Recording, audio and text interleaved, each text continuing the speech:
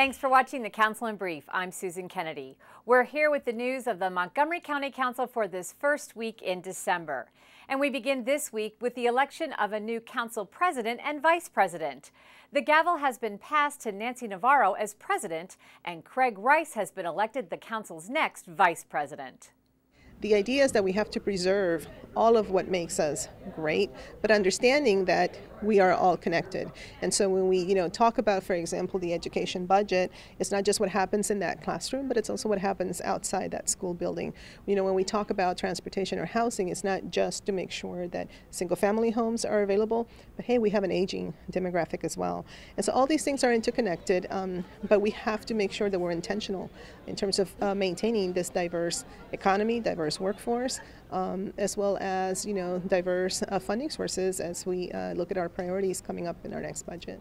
Overall, our number one issue is to make sure that when we go to Annapolis, we have a very collaborative effort with our school system, whether it's MCPS or Montgomery College, working with our unions, making sure that the state understands the challenges that we face and how we can best address them and the support that's necessary for Montgomery County. We have growing needs that are here in this county, and people really need to understand that. A bill that will make public documents more easily available has been passed by the council. The open government legislation would require an agency to make public data available on the internet within 1 year of the effective date of this bill.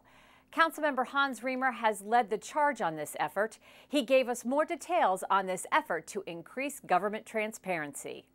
We need residents have better information and to put more pressure on us to make the right decisions. That's the way the whole process works. So what we are doing with the legislation is changing, we're steering the ship in a new direction, and we're requiring our departments to do a different job collecting information, managing it, and then publishing it. That's going to lead to all kinds of great opportunities.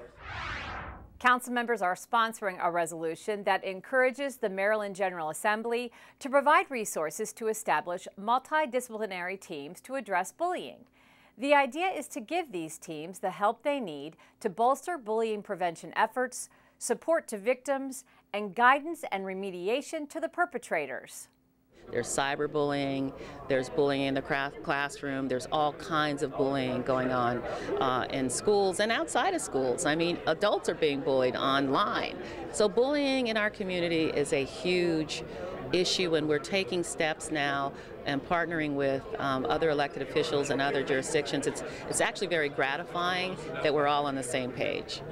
We see that in our school system, that we still have challenges. We still have children that are the recipients of and are the perpetrators of bullying. And so we've got to make sure that we're providing the support necessary for them, and we've got to strengthen our laws.